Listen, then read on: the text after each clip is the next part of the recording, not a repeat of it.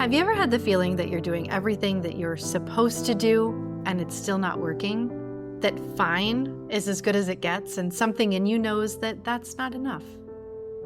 Welcome to Thriving Humans. I'm Meredith Alvarado, a healer who's spent over a decade helping people move through life's biggest transitions and find their way back to themselves. And I'm Rebecca Thompson Hitt, a holistic family therapist with over 30 years of experience. I don't do diagnoses. I look at the whole picture because you're not a set of symptoms. You're a complex human, and that's what matters here. Every one of us came from a family. That history lives in us, whether we have children or not. On this podcast, we use relationships as a lens for understanding where we came from, what we're carrying, and how to do things differently. We're not here to tell you what to do. We don't have your answers, but we believe that you do, and we're here to help you trust that. This is Thriving Humans. Let's get into it. So we want to talk about what are boundaries anyway? Why do they matter? And what do they look like in real life? Because we may have ideas of what a boundary is, we may have ideas of why it matters, and we may have different ideas of what it looks like in reality that may not be what we're talking about. Because I think, as maybe you figured out by now, we think differently, we talk about things differently. So the way we're going to talk about this is probably not the way that you've thought about it before. Yeah, so let's start with what is a boundary anyway? Do you want to start with that, Meredith? Sure. So what I like thinking about when it comes to boundaries is more about myself, right? Or the person who's thinking about the boundary. It's not something that we can do for someone else because, as we know, we can only control our behavior and we cannot control what someone else does or even how they react. So when I think about boundaries, I'm thinking about what's going on for me, what's happening for me right now, what do I know I need, what do I know is not going to work for me, and how am I going to be able to express that in the moment or in an appropriate way with different people at different times, because depending on the relationship, the boundary itself, as well as how it's communicated, is going to look different. So that's kind of my quick and dirty summary of what I think about in terms of what boundaries actually are. Right. And I think it's so important to remember that we're starting with ourselves. We're starting not with what someone else is going to do that we want them to do. That's not actually a boundary, but it's what we're going to do. It's what's happening for us. It's what we need. And then how do we communicate that? And like you said, depending upon the person, how old the person is, the relationship, what's going on, it's going to look different in every possible scenario. But there are basic ideas that can help guide. So why do boundaries matter? Why is it important? Because I think people need to understand the why. What happens if we don't have boundaries, Meredith? Yes. So two major things that come to mind for me are the effects that has on myself, the person, right, that we're talking about with the boundary, and the effects it has on the relationship. So when we don't have boundaries, when we're not communicating them clearly, when there's some confusion about them, first of all, how does that make us feel? It definitely sends us into a place of not feeling grounded, not feeling like we have a firm foundation. We can lose sense of who we are, even though we know who we are. Sometimes that can slip away from us. And then, wait, what am I actually saying? What am I actually doing? Is this me talking? Is this me living my life? So there's that. And then the other piece that I think about is the relationship with the person, because likely, while there are instances of our needing to set a boundary with a complete and total stranger that we will never see again, sure, most of the time in our day-to-day life, this is with people that we're going to come across again and again, potentially on a daily basis, certainly regularly. And so what do our boundaries mean for that relationship? Not just in Mm, this moment, but continuing on and on. And how do we want that to look? right, right. Because if someone is doing something and it's not working for us, and we continue and that person continues doing something, then what happens to the relationship? You start resenting that person. You start feeling bad. And then that person feels that. And if you're not communicating, they don't know what it's about. If you're not saying, hey, I'm not okay when this happens.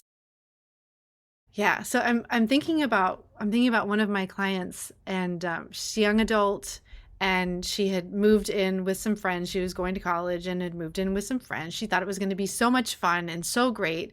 And as soon as she got into this new place, her friend started asking to borrow her car, and she wasn't really okay with that. And so she kept coming back and saying, Rebecca, Rebecca, I don't know what to do. I'm not okay. But it's so hard to say no because, she's just going to drive it down to, it's 10 minutes to go to the store. It's not that big of a deal. But when she would check in with herself, she wasn't okay with it. And I watched her and I watched that relationship erode over the course of the year. She did eventually say, no, you cannot use my car. But then it was the dishes. Then it was something else. It was just this constant, this doesn't feel good. And you're encroaching on my boundaries and it doesn't feel good. And then I had to figure out what to do about it. And it ultimately really harmed the relationship.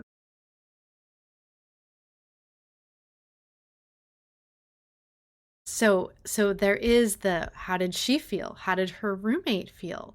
And then what happened to the relationship? Because it actually was impacting all three. Yep. And that's common. It's a really common story. I'm guessing everybody listening to this right now can think of a time when they felt some sort of resentment about what was going on and boundaries were involved, and perhaps even can think of relationships that have changed drastically and or ended because of that being the root. That's right. That's right. And so this is why this is so important. It's not something that would be nice. Oh, it'd be nice if I could say no to this, but it's actually essential for our well being. For us to thrive, we have to be able to say no, and we have to be able to say yes and mean it, because that also has an impact on the relationship. So I know that before this, we were talking a little bit about if you are a parent and your child wants you to read a story and you don't want to read a story right now, and that's not where you are. Maybe you need to go to the bathroom, or maybe there's something else going on. You're starving. Maybe there's something else going on for you that you need to take care of yourself, and you don't have a yes. And if you read the story anyway, what happens? How does that feel for you? How does that feel for your child? And what does that do to the relationship? So you really have a no, but you said yes anyway. And I think all of us have done this probably thousands of times. And then what happens when you have a yes? So let's say this parent takes a moment, goes to the bathroom, gets a sandwich, and then says, okay, I'm ready now. I can really be with you. Now I'm saying yes with my whole self, with my whole heart. Now I sit down and I read and I can be present. What does that do for me? What does that do for the child? And what does that do for our relationship? So this is important. This is important. That's huge. And when I think about how many times we come into these interactions, so for an example, in addition to yours, which I've experienced personally, for folks who are interacting with adults, let's say in these types of situations, one that I find that comes up a lot is maybe you're on a committee, on a team to do something. Maybe you're on a board or you're on a group project, all kinds of things. And people are divvying out work and they're asking to, maybe delegate some things, and they ask you to do something. For me, my experience often leads me to groups where I do a lot of things because I'm good at organization. I meet due dates, things like that. So I'll be asked to take care of a piece of this project, and I'll say, sure, okay. And then more will come, or that project expands somehow. Well, I know I said it was this, but I'm actually going to need you to be at this meeting. I need you to do this call. And also I'm going to need you to write up this whole thing. And all of a sudden I'm like, oh, and yeah, exactly. And maybe the part of me that wants to make everyone happy thinks, oh, well, I committed to this. I said I would do it. So maybe I should do all of these things that are coming my way, right? Well, what's happening? I'm going to overextend myself. I'm super stressed out. That alone is going to affect my health. Then I'm going to come at it with resentment, like you just said in your example. Maybe I'll do those things, but I'm grumbling about it, and I'm sitting in the meeting and I'm like, oh, I don't want to be here. I don't really have the time to be here. I'd rather be somewhere else. All of that comes out. And then the relationship within the group suffers. Maybe whatever it is I deliver that I think I'm doing them a favor for kind of sucks, because when I have that energy and I come to something, I'm not going to be super creative. I'm not going to be positive. And whatever product I put out, not going to be great. The other people on the team, or even just the person that asked me to do it, is going to feel that. And now they may think, oh, is there a problem? Maybe we shouldn't be working with her on this. Should we ask somebody else? And it creates this whole thing, right? So that's a different way where it can show up within a different dynamic. And it's still the same issue, right? Did we know what our boundary was? Did we communicate it? Right. And in order to be able to say no, we have to recognize that our boundaries have been crossed, that it's not okay for us.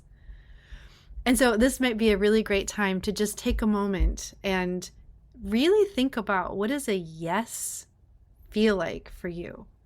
So for me, I love going to the sunset. I love going and watching the sunset on the water. It's just one of my favorite things. And when I think about going to see the sunset, my whole body just settles.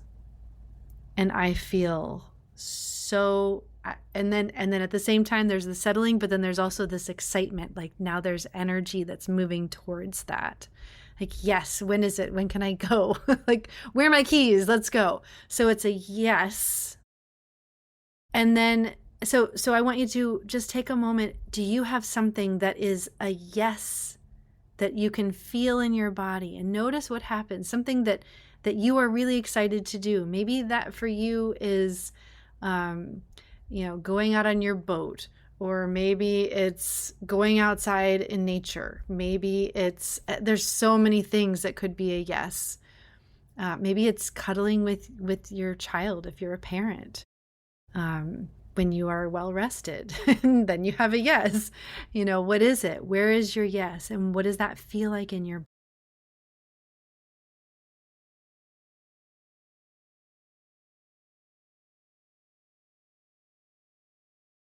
And then conversely, think of something that is a super clear no. That no matter, there's no convincing you that this is a good idea. And maybe it's a particular food that you hate. Maybe it is somewhere that you don't like to go. Maybe it's a particular task. God, I've got to clean the gunk out of the sink. The food, the bits that have ended, I hate that. That's a no. I have someone else do that. If they put the things in the sink, because I don't do that, then I have a no. So what does that no feel like? So in my body, I feel this repulsion. I feel I want to push away, and it's like a constriction. I feel a constriction in my body. So think of something for you that's a no. And notice what happens in your body, because that can be really, really helpful in those situations that are more ambiguous, because most are not these polarities of, oh, it's a definite yes or it's a definite no. But if you have some sense of what your yes feels like and what your no feels like, it makes it easier to navigate those things that are a little bit murkier.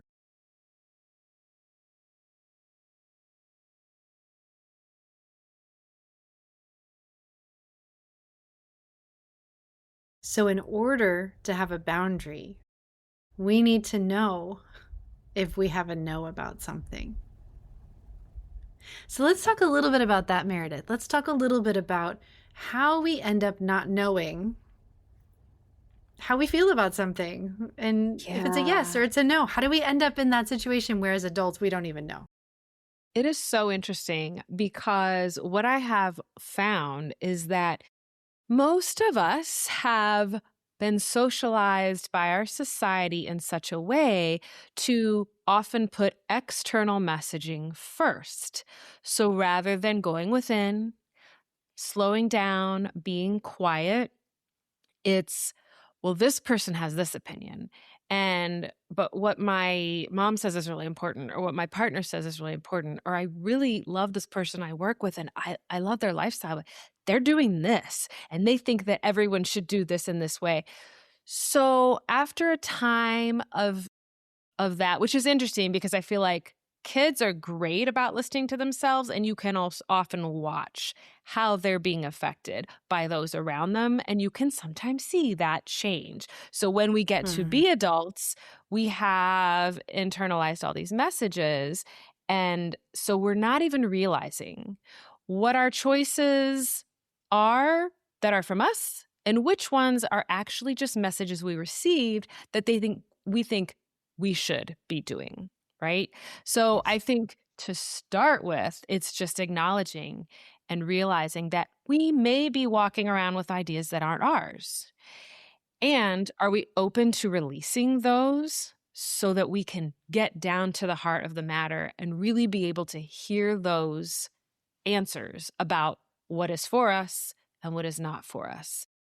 Will we be able to will we be able to feel the feelings like you just described? What does a no feel like? And what does a yes feel like? And all that comes back around to slowing down, because the other thing that happens is that even if we're not listening to external messages, when we are really tightly scheduled, when we are taking care of other people, sometimes before we take care of ourselves, we're not taking the time to make those realizations come out for us. So that's what I've noticed about how we get to that point of not necessarily knowing right away what our yeses are, what our nos are, and therefore what the boundary needs to be in that moment. Right. And I think part of the socialization, part of the way that we are socialized is that we need to keep going and keep doing, and that there isn't space built in for pausing. I mean, I'm thinking about my youngest, and he from pretty young was very insistent that he needed a rest day, he needed time off, and so we actually found him a school that had a flexible schedule. It was an unschooling school, a Sudbury school, so that he could keep listening to himself. And so the schedule was flexible. And now as an adult, I see that he can say, no, actually, I can't work 4 days in a row or 5 days in a row or whatever it is that you're trying to put me on the schedule for. That doesn't work for me. But most of us lose that capacity because someone from the outside is saying, no, school is 5 days a week. You need to go, and it starts at this time and it ends at this time. And that's the way that it is. And that erodes our sense of knowing of ourselves, knowing what it is that we're really needing, and then being able to say, this is important. What I'm feeling I'm needing is important, and it's important enough for me to say no and deal with pushback if there is pushback, that belongs to the other person and it's not about him. I marvel at him with his capacity to do that for himself. It's like, wow. Yes, what a gift. Yeah. And good reminder for me, because even though I supported him to do that, that's not my native language. It's his native language. It's not mine. Yeah. So, but we have to be able to slow down, just like I see my son doing. I see him slowing down and saying, well, what do I need? He was talking one morning about how he had a morning off, and he woke up and he said, what do I need today? And he said, I think I need to go outside and I want to go to the park. And so that's what he did to take care of himself. But it's because he's slowing down to connect in. So we have this culture that is constantly trying to make us just keep going, just keep going, just keep going. And we can't connect with ourselves when we're going at that pace. So the first thing we need to learn to do is to pause, is to say, okay, what's happening for me? I'm going to slow down. And even if things keep coming at me, I'm going to say, I need a minute. I need to figure out what it is here that I'm needing, what's happening for me. And unless someone is in an emergency situation, you can take 5 minutes and connect in with yourself. But it's essential, because how we get railroaded into things is by not pausing. Because we don't know what it is we're needing. Because then we're going to go into the default. Like with your example, you're just going to show up and just keep trying to do all of the project pieces because someone just told you to do it. But if you pause and you say, well, wait, how does this feel for me? Is this going to work for me? This is actually what I agreed to, and this is what I can do. Or maybe I could do this one other piece, but I can't do these other 6. But that comes from slowing down and checking in with yourself, which is countercultural. Yes. Once again, something that's radical, and people will think, oh, well, how could I possibly do that? And it actually reminds me of this story that I want to say is Buddhist, although I may be wrong about that. It's, however, a story where there are 2 individuals talking, and I think one is saying, I can't possibly meditate. My life is getting too busy. I don't have time. And then the spiritual leader, I believe, says something to the effect of, then you need to meditate twice as long. In those moments where you feel your life is so full that you can't possibly do that, you need to do it more. And I like that because I find that we can translate that to many activities in our life that involve slowing down and resting and taking care of ourselves, because that will often be the first to go when, in fact, that needs to be the thing to expand when we're feeling that way. Mm-hmm. Mm-hmm. Right. Right. And it is sometimes the thing that we most need is in the opposite direction of what we think and what we've been trained to do.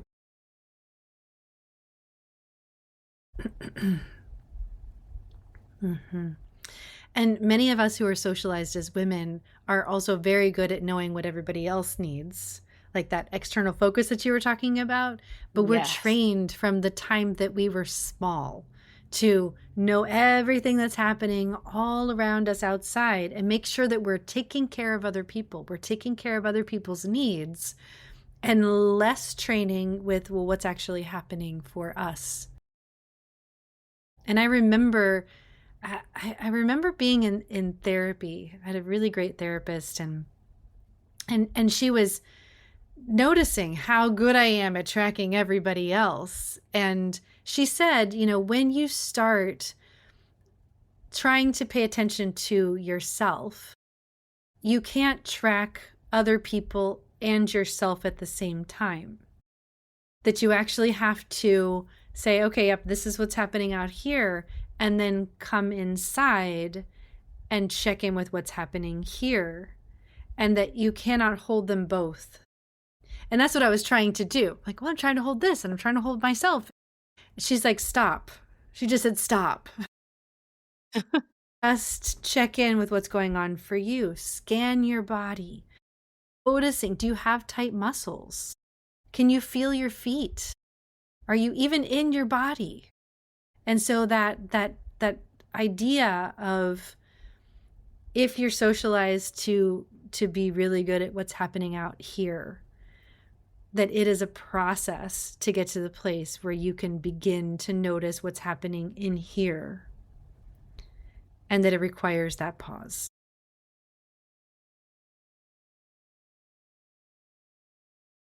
And I think it's beautiful that you shared the story about your son, because sometimes we get inspired by seeing other people doing it, and we can take a page from that book, take that as inspiration, take that as motivation. Like, oh, okay, wow, I just noticed that this person noticed what they needed, did that. That might not be what everybody else thought they would do or what everybody else around them is doing in that moment. Huh, I wonder how that would look for me. I wonder what that would feel like. And just being curious and exploring that idea.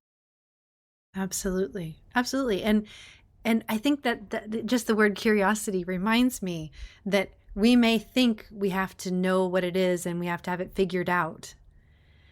But it's an experiment. It's be curious. What would happen if you tried something? What would happen? How would that feel for you? What if you said, I just need a minute and experiment and see what happens?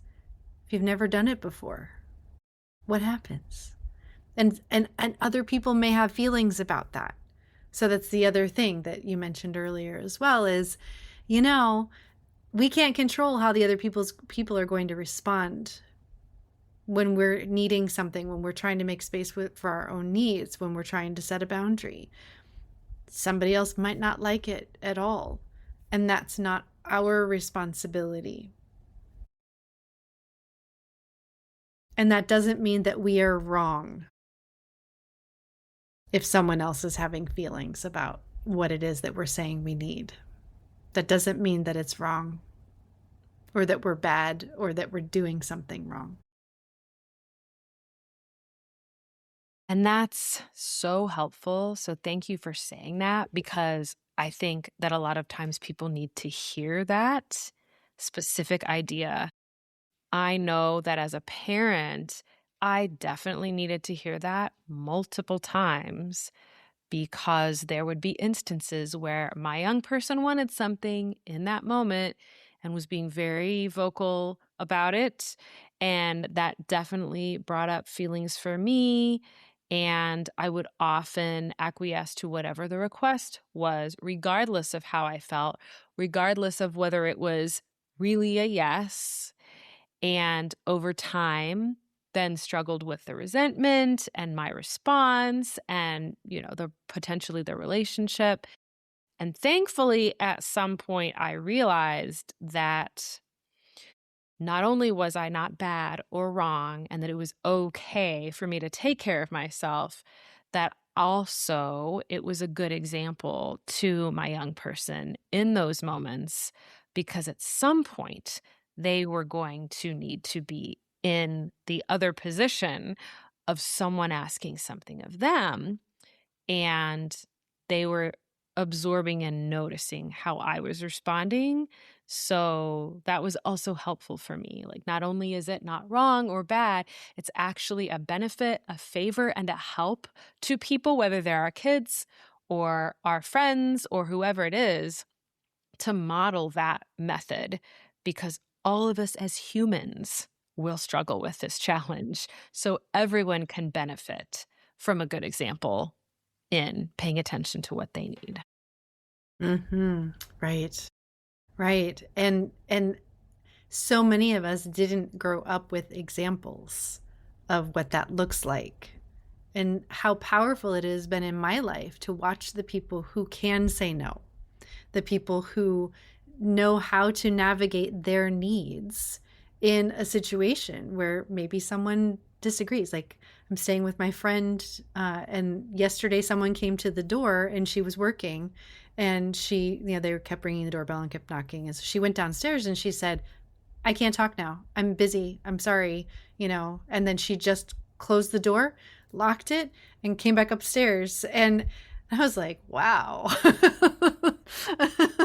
There was no ambiguity. She knew exactly what she needed. She knew exactly where her boundary was. And if the other person had feelings about it, it wasn't her responsibility. I think she said, yeah, I can talk about that tomorrow or whatever. She just, I can't right now. And we need those examples of what it looks like, of someone taking care of themselves, of someone saying, this is not what I can do right now. Yeah, your door example actually reminds me of another really great example I haven't thought about for years. And it was when I was meeting with a friend who was serving as my financial advisor. And we were at the table in the kitchen, and she was helping me through spreadsheets and budgeting and projections, and the doorbell rang. So I got up to get it, and it was a salesperson. This is so funny. I don't even remember what they were selling. I used to have the hardest time saying no to people who would knock on my door because I'd feel sorry for them. Oh, this is their job. Oh, they face rejection all the time. Don't remember what it was. I do remember not wanting it. And yet I told this person to hold on, and I went into the kitchen to pick up my checkbook because I was going to buy whatever it was. I don't know, chocolate magazines, no clue. And my Right. friend said, who is that? What are you doing? And I said, oh, it's this person. They're selling something. And she says, do you want that? And I'm like, no, but I feel bad. So I'm just going to, buy like the lowest level. And she stands up from the table, takes the checkbook out of my hand and says, charity starts at home. I'll be right back. And she goes to the front door and politely gets rid of the person. I don't even know what she said. It was so funny. And then closed the door, sat back down, and she's like, okay, you do realize we're sitting here talking about your budget and your needs and your goals and what you want.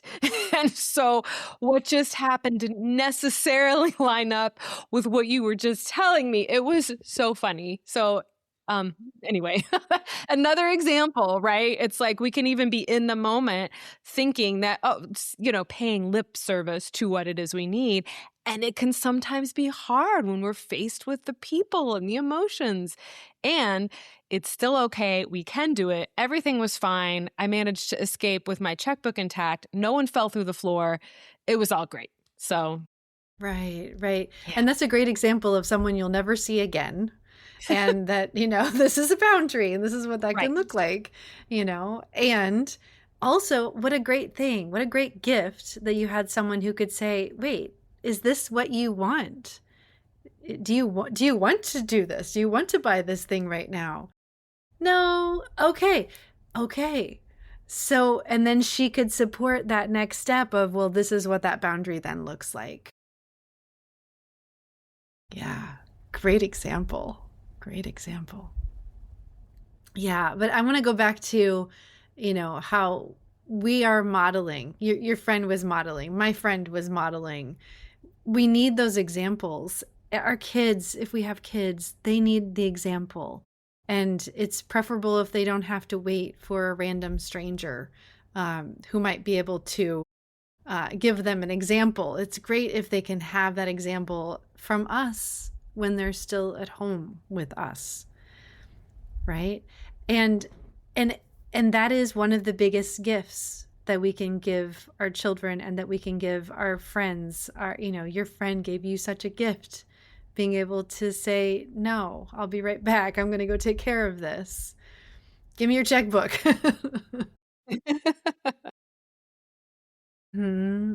Yeah.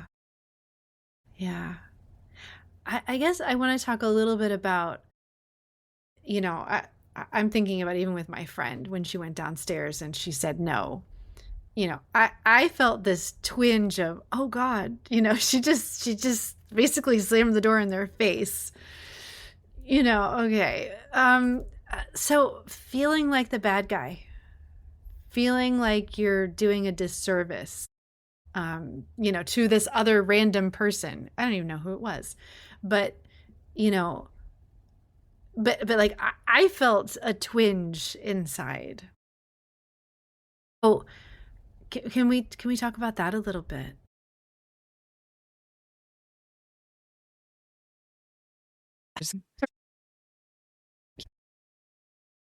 So one of the things I remember talking about with you many years ago when I was parenting a former partner's kiddos was an instance where I was interacting with one of them, and she was really upset about something that I had decided, and I felt really bad about it and some guilt and just really conflicted over what was happening and whether that was the right thing to do. And I remember you're asking me what belonged to me and what belonged to her at the time. And that was a really new concept for me then that I hadn't stopped to consider. And since then, I've actually learned more about that practice because there are often instances where I'm not even involved in the situation. So in that case, I was. There are instances where something is happening with other people and I feel something about that. And it wasn't until really just a few years ago that somebody, started to talk a little bit more about that idea. And for those of us who might be highly sensitive, empathic, gifted, etc., there are a number of different things we may identify with.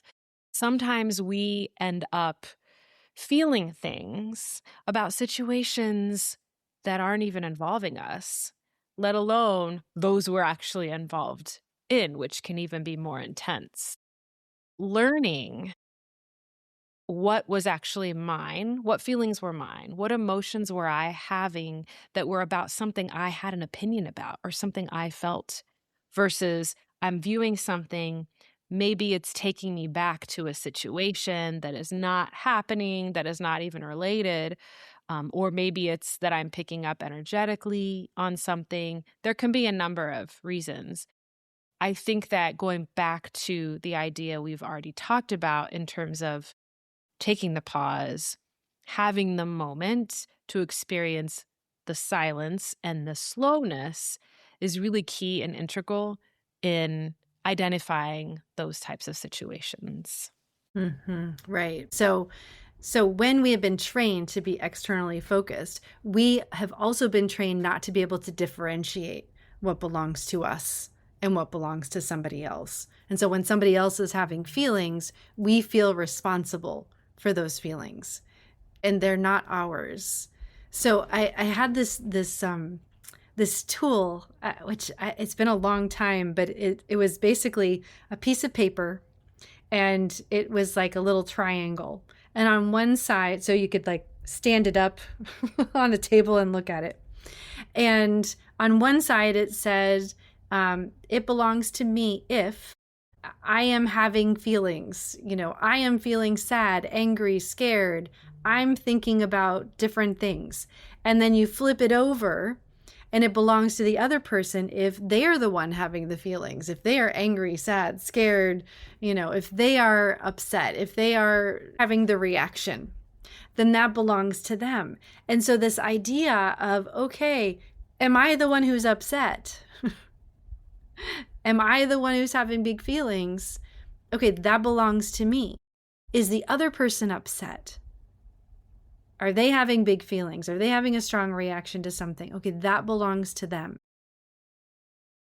And then the last piece is, what is your role? So, am I this person's parent?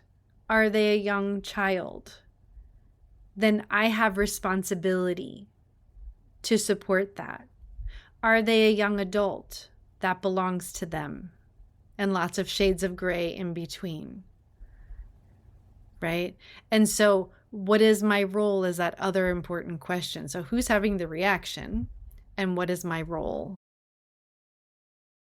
Does it belong to me? Is it a small child? Yes, belongs to you also. It is your responsibility to help them to regulate those feelings. And we talked about that on a previous episode too. But I think that we're much more likely to come from that place of not knowing if it's ours or not, or assuming that it's ours when it's really not ours. And so we need to be able to pause, like you said, so that we can differentiate, so that we can start to say, oh yeah, you're the one who's upset. Okay, you're not a child. You're not my child. It's not my responsibility. Not my responsibility. Now we can be kind in the process We don't have to be mean about it.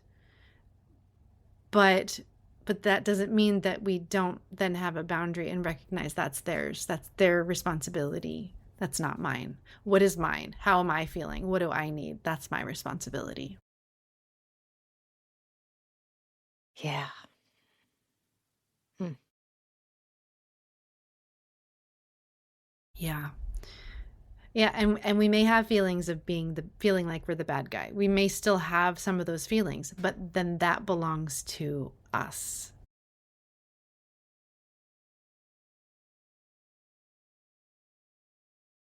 Yeah, I think that when considering that also, that helps with communication. So when we're talking after something has occurred and maybe we're reviewing boundaries, which sometimes has to happen, right? Because sometimes we did state them and sometimes someone ran right over them. Right. So when we're in the sort of after effect of that, how can we communicate what was ours and what is not? And I think that's so helpful because sometimes we might come at something with a communication of, well, you made me feel like this or that kind of Mhm. thing. And I think it Mhm. can really help when we keep these ideas in mind because then we can come with understanding what we're owning and that it's our feelings and that that's us. So I think that can help with future communications and future potential support and repair of the relationship after perhaps a Right. boundary has been crossed. Right. And that responsibility, and it's not you made me feel, but I'm thinking about that interaction we had and I'm not feeling good about it. I'm feeling sad or I'm feeling angry or whatever. That's mine. Yeah. And we need to figure out how we're going to handle this kind of thing in the future. Yeah. And sometimes we may have an idea. We may try to put a boundary in place and like you said someone may run through it and that means that something else is needed. That it's not a one and done thing. That it's a relationship. That there may be times where we say, "Yeah, hey, don't climb on the table or, let's put your feet back on the floor." And they listen. And then there may be times where they don't. If you're a parent, there may be times where you say, "Hey, I'm not okay with you taking my car." And then, the roommate asks again and again and again.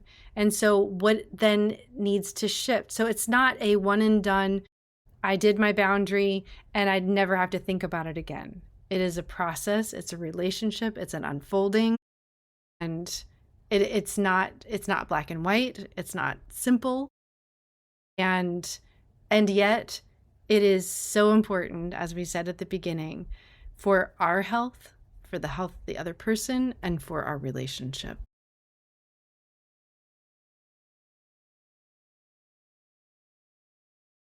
Yeah. So get out there and say no. Try it out. See what happens. Do an Yeah. experiment. Let us know. Let Yes. us know. Report back, please. Let us know what you're already good at saying no to and where you're struggling, because we can do a future episode and talk about some of those things as well. So let us know. Give us some real examples and let's explore this. We don't have to stop here. Yeah. Yeah, well, anything else that we want to say about boundaries? I mean, I know we could talk for years, as we said earlier in our conversation. But is there anything else that's important that we haven't said? I think we have covered the major points and just I think the other thing I would say is remembering that, like you said, it's a process. So, if nothing else, remember that just like all of these other aspects we're talking about, we get to make a choice every time we're faced with a situation. So, if we don't like the way something went, that's information. We learn, we grow, and we do something different the next time. And the good news is we will always be presented with those opportunities to try again. Or if we liked how something went, great. Now we feel like we have a resource or a pattern or some sort of consistent idea of how it works for us to communicate in certain ways. So we get to keep that as long as it keeps working. So that's my probably closing thought. That's great. And as you were talking, it reminded me of the movie Groundhog Day. And how every day he got to try it again. He got to do something different. It was the same situations. And sometimes he handled it well and sometimes he didn't. And he tried lots of different things. That's the curiosity. That's the experimentation. And sometimes he was not kind. Sometimes he was like punching people in the face and, Right. you know, but it's that same kind of idea. We do, even if we don't have Groundhog Day where we're repeating the same things over and over again, we do have the opportunity to keep trying different things, to see what's going to work for us, and to reach out for support if we get stuck, because there's lots of resources that are available to help with this. So you're not all by yourself trying to figure it out. Yeah. Can keep going. Keep going. Yeah. So we'll be back next week to talk more about actually nurturing ourselves. We need boundaries to be able to care for ourselves in all of the ways that that can happen. So we wanted to talk about boundaries first. And next week, we're going to be talking about self-care and what that can look like. So thank you so much, Meredith. Lovely as always. Thank you. And we'll see you next week.